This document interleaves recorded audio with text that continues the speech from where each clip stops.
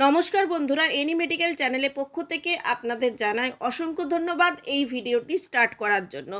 Any medical চ্যানেলে যারা প্রথম এই ভিডিওটি ওয়াচ করছেন অতি অবশ্যই চ্যানেলটিকে সাবস্ক্রাইব করে দেবেন।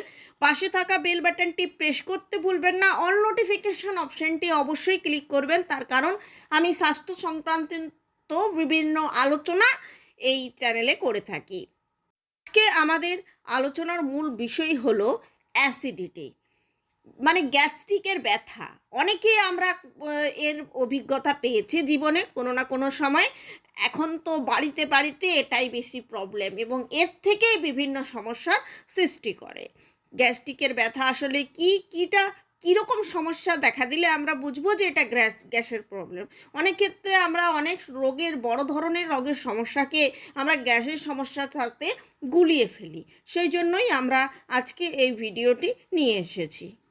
বাঙালি মাত্র সারা বছরই পেটের সমস্যায় ভুগি।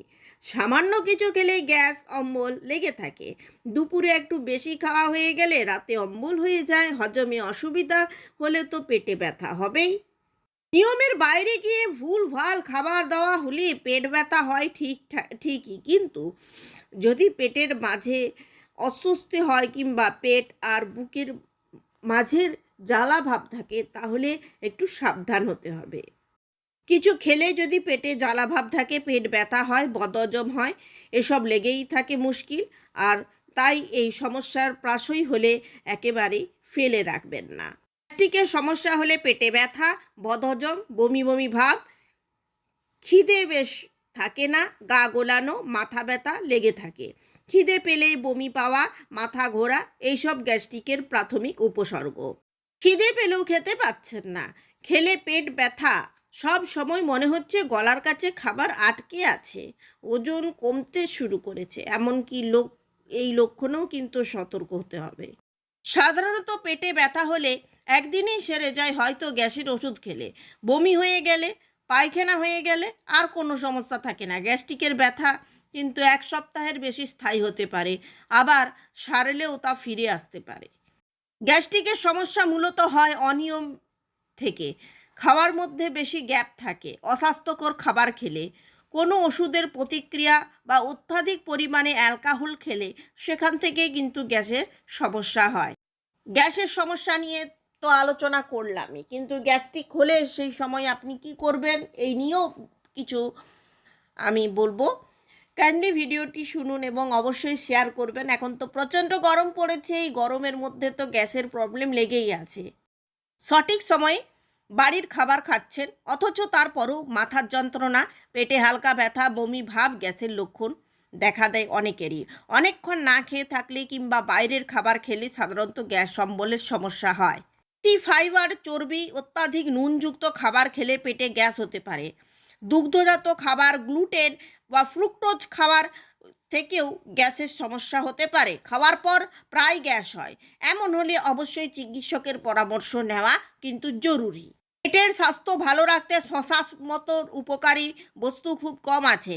গ্যাস হলে তা নিমিষে কমাতে শশার শরবত দারুণ কাজ করে। কিভাবে বানাবেন এই শরবত, তাই না?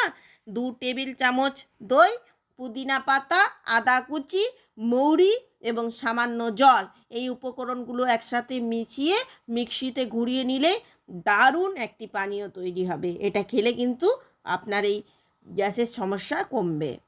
তরমুজের শরবত, তরমুজ পেট ভরে খান। অনেকে এই ধারণা পোষণ করেন। পুষ্টিবিদরা জানাচ্ছেন কি জানেন, তরমুজের জলের পরিমাণ অনেক বেশি, ফলে পেটে ভার হওয়ার কোনো আশঙ্কাই নেই। তাই গ্যাসের সমস্যা দূর করার জন্য অনায়াসে ভরসা রাখতে পারেন তরমুজের শরবতে। কিভাবে বানাবেন? কয়েক টুকরো তরমুজ, আনারস, শসা, আদা পাতলা করে টুকরো করে এই উপকরণগুলো দিয়ে নিমিষে আপনি একটি পানীয় তৈরি করতে পারেন। সুস্থ শরীর রাখতে আদার জুড়ি মেলা ভার, ঠান্ডা থেকে লেগে যায় বা গ্যাসের সমস্যা, যে কোনো ব্যথাতেই আদাই হলো সমস্ত রোগ জ্বালা সারানোর দাদা, এই কথা মনে রাখবেন। সবেতেই আদা দারুণ কাজ করে গ্যাসের সমস্যা কমাতে। এর জুড়ি মেলা ভার বানানো খুবই সহজ। কিভাবে খাবেন এটা? 1 চা চামচ মৌরি, জিরে, একটু চিমটে হলুদ, 2টি লবঙ্গ এবং অবশ্যই আদা এগুলো সব ফুটিয়ে নেন, একটু ঠান্ডা হয়ে গেলে সেটা খেয়ে নেন, ব্যথার থেকেও কিন্তু উপকার পাবেন।